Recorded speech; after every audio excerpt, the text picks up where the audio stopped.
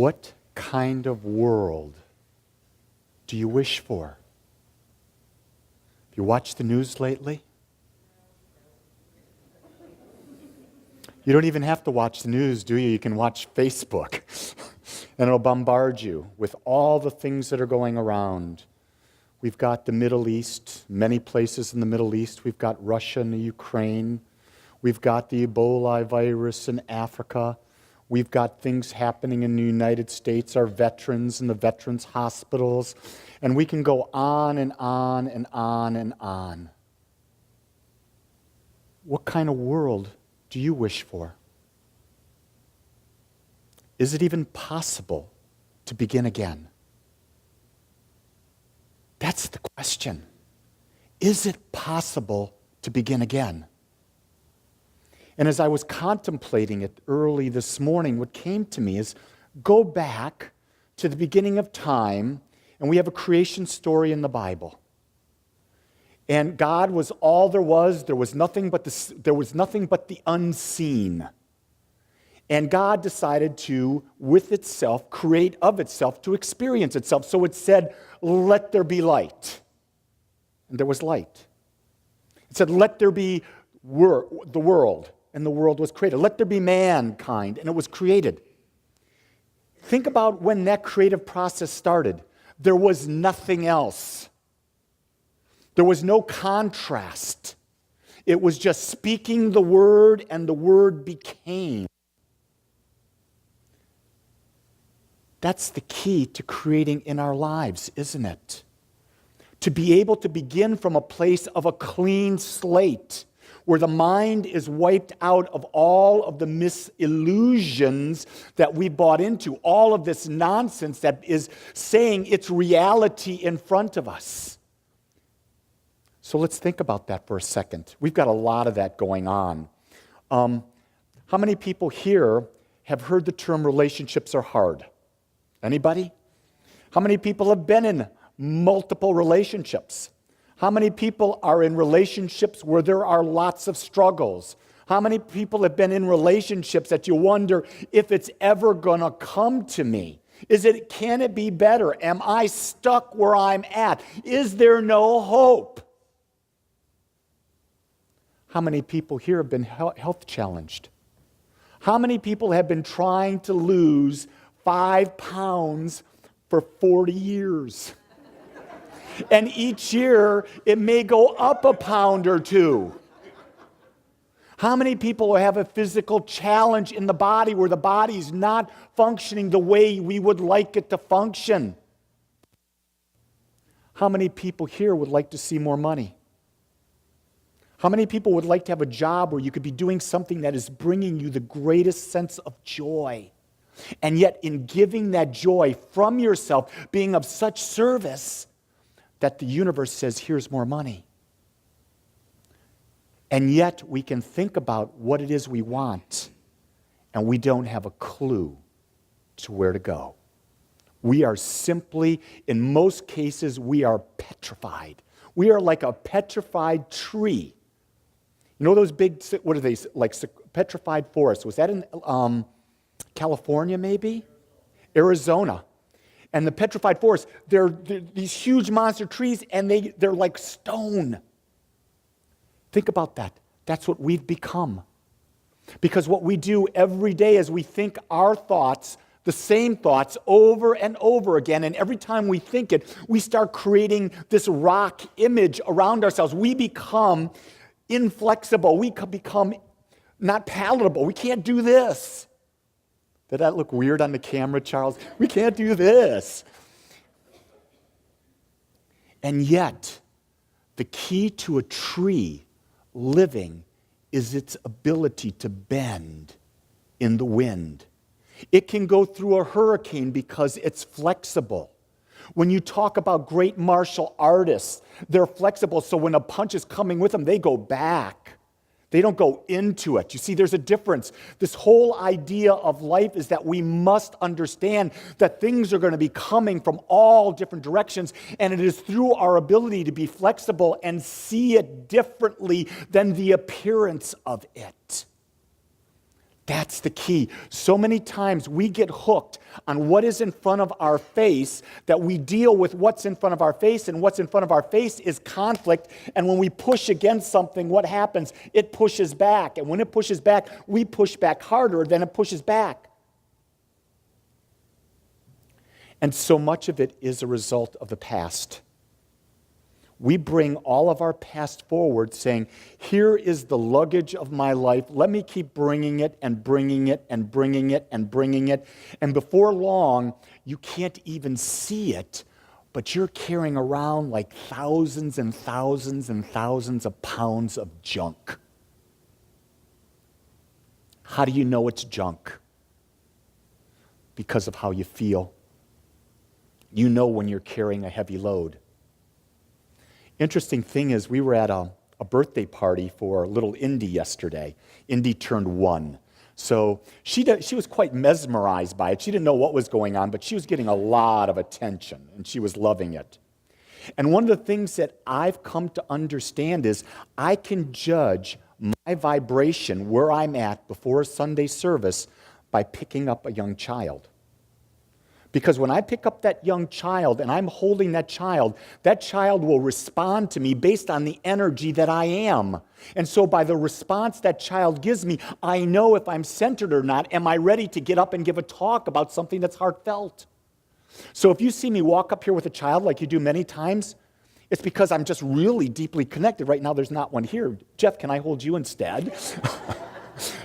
I'd be really strong then, wouldn't I? But the key thing is children are like this. It's like a Geiger counter. And if you're radiating something, it will go beep, beep, beep, beep, beep, beep, and let you know. If you are in a relationship and all of a sudden you're there and conflict from that relationship starts coming at you, you got to say, wait a second, that's like the same Geiger counter. Beep, beep, beep, beep again. You see, the universe is always giving us feedback about where we are. And when we get the feedback, then we have a choice. We recognize that we're out of alignment with our truth, and we have to make the decision, do we want to begin again, or do we want to stay where we are? One of my greatest lines is, would you rather be happy, or would you rather be right? And I say that's one of the keys to my marriage, is that I most of the time choose to be happy. Most of the time, and we all know what that's about, because every once in a while, we'll dig those feet in and say, you know what? I think I'm just going to be friggin' miserable today. And I'm going to take her on. I don't care if she's right, but there's something about today that says my feet are going to be stuck right here, and I'm taking it on. And then about an hour later, I'm feeling like crap. And I say, well, that was really silly. And then I gently and lovingly apologize for being a buffoon. And I begin again. You see, here's the thing about beginning again. You have infinite number of beginnings. They're not limited. You can begin again any time you want. And the key is you have to move the past out of the way. So how do you move the past out of the way? The only way that I understand it is there's two things. Number one, forgiveness. And what forgiveness means, you're not forgiving someone else.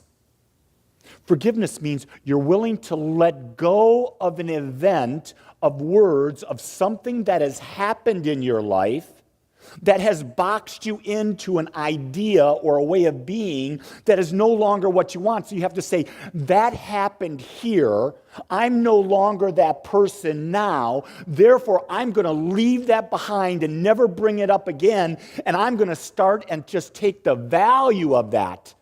I'm going to say, okay, my wife wasn't good to me. She was a real da-da-da-da and all this type of thing. What lesson was it? The lesson was I wasn't loving enough to attract more love in that relationship. So I'm going to take the lesson from that relationship and I'm going to be more loving and I'm going to bless my wife for the gift she gave me of teaching me to be more loving. It could be that I may have been abused in a relationship, and I may take the idea from that and said, well, that now gave me the ability to say, no, I will never be abused again. I know that that cannot happen to me because I know who I am. I am a child of God, and as a child of God, I demand respect. And for the rest of my life now, I will go through life with a bold circle around me, an energetic circle saying, I command respect. No one can get into my sphere of love that isn't anywhere near abusive. See how powerful that is? I'm not taking the abuse forward. I'm taking the fact that I've learned respect for myself. And we can go into the idea of money. Everyone here has a money story. A money story is like this. I made it and I lost it. And guess what? Let me tell you the continuation of that story. I made it again and I lost it again. And do you know what the lesson of that is? We're attached to the money. The second you're attached to the money, the universe says, I'm going to slap you silly. And the universe says, I'm going to find a way to get it away from you because you can't be attached. You see, in God, there is no attachment. And remember, you're the individualization of God.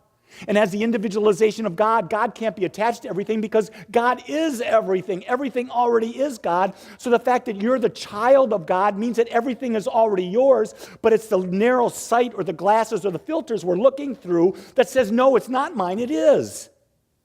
It is amazing. Look at all of you that are here.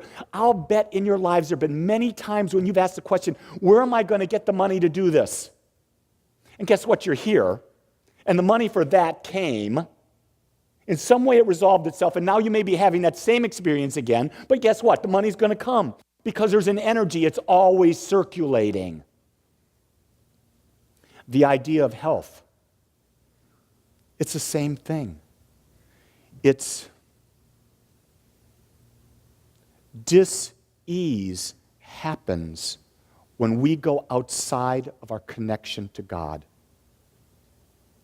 When we are at peace and at oneness with all that is, the body naturally goes to homeostasis.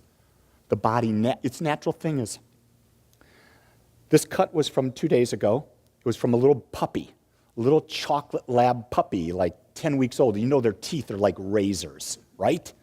And so this dog just, like this, and all of a sudden you got a big cut, right? The body knows how to heal it without us even thinking about it. In 3 days, it'll be gone. That's how powerful the natural intelligence is within us. The key thing is, are we willing to let it work in our body to heal us, or do we have preconceived ideas? Have we listened to the minor deities out there saying we need to have these drugs and we need to be on these drugs for life? I'm really hitting this home because the healing doesn't come from the doctor. The healing comes from within us, within our own mind, which means we have to begin again and see ourselves as whole and perfect. You see, age is not a factor. Sexuality is not a factor. Where we live is not a factor. All that matters is that we are in the now, in the presence of all that exists, in the oneness, and when we embody that in every aspect, we heal of disease, we heal in our relationships, we heal in our money, we heal in every aspect of our life because we become the allness. So one of the ways to begin again, we talked about forgiveness, of letting go of those things that have held us back. The other thing is meditation.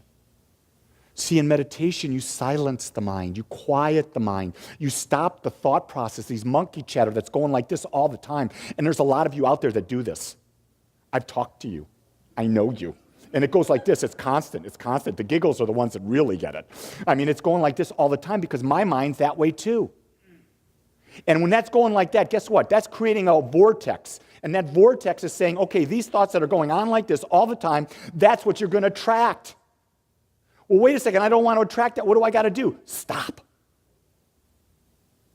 Meditation helps us to not go, but to start to go.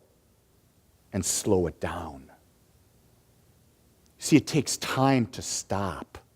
But we can begin the process. If we can just slow it down 5%, if we can slow it down 10%, we start clearing the path. We start clearing the field so that we can begin again. See, the power comes when we understand our oneness, when we embrace that oneness and our slate is clean, and then we speak our word, we create. That's when the creative power is the greatest. Jesus says, is the Father within me. So when he's talking about when the Father is within him, he's saying, I got to a point where I put aside all worldliness and I tapped into the infinite wisdom of all that is. And it is from that connection, that power, I speak my word believing, knowing it is done even before I ask. Same thing Buddha. Same thing Krishna. No one owns this stuff. It's been around for thousands and thousands and thousands of years. But we have listened to the media. We have listened to our parents. We have listened to society, our teachers, and we have forgotten we are gods. Did that ruffle you when I said that? I hope so. Because if you can't claim the divine in you, your life will never change. You will always be a victim. Remember, Jesus gave you that right when he said, this I do, and you can do and more. He said, as I am the Son of God, you are the child of God. He didn't say it is just me. That's an illusion that's been created out there. Do you hear that? It's a story that's been built up for thousands of years, that's got all this energy and built up around it. Let's go back to the words. It is done unto you as you believe. If you embody those 8 words alone, and you live from that alone, and you start going and beginning again right now, saying, only thing I'm going to think is about what I want to believe. What do I want to believe? I'm going to ignore. Ooh, this is good. This is real good. People say to you, you've got to deal with reality. Come on, Lee, you got to be real. This is what's going on. You got to be real. Let's say this. If you want to be real, keep having the experience. I choose to live in an illusion. I choose for you to look at me and say, you know, he must be high. And I want you to know, I am. And I'm not going to tell you what I've been smoking or what I've been drinking or taking, because it comes to us naturally. When we tap into who we are high. We are free. Tom Petty would say, we are free falling. Think about that. Think about yourself in this vast. Picture this room just being open, and picture it going down infinitely, going down with nothing stopping it. And there you are, and you're just falling, and you're going like this, and you're just falling freely, because that's what life is. And you realize, well, I'll think this, and then you stop off here, and you have this experience, and then you say, no, I'll let that go, and I'll free fall over here. That's what life is. You have the ability to free fall into any experience that you can wrap your mind around and begin to believe. You see, the new experience starts the moment you increase the percentage of belief that you have. But to experience an increase in belief, we must experience a change in thought. That's where the new beginning comes, the change in thought. So I wonder, have you thought anything new today? When you woke up today, did you think about something you were going to do today that was completely different than the day before? That ought to be the first thing that comes into your mind when you get out of bed. What new and exciting thing am I going to get into today? Because when you do that, you've opened up the field of infinite possibilities to your creative power to create anew. Without asking that question, nothing changes.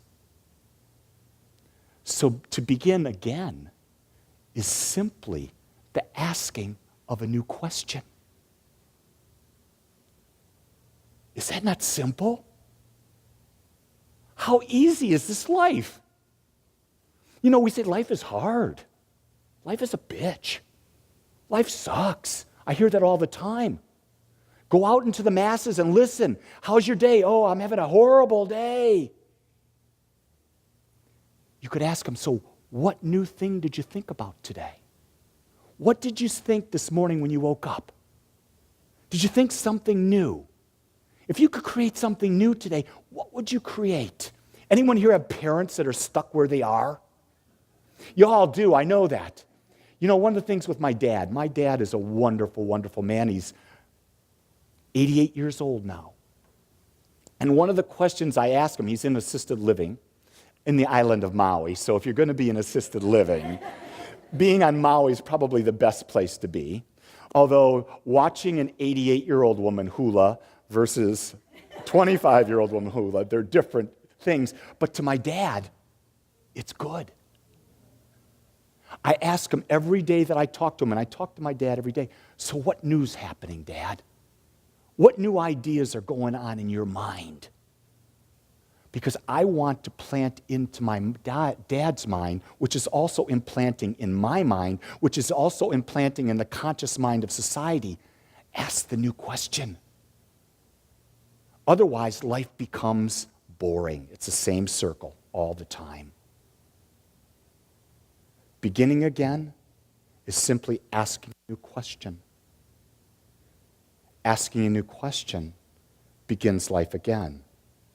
When we do that, then we engage the creative process, which means to meditate and slow the mind down, and then create a new belief. And remember, it is done unto you as you believe. So you can't run. You hearing that? You can't run. You can't run away from your love life. You can't run away from your financial life. You can't run away from your job life. You can't run away from your family life. You can't run away from your health life. You can't run. Because what's happening is the sum total of your beliefs until this moment. It's always with you. It's in front of you. The question is, are you willing to face it and ask a new question?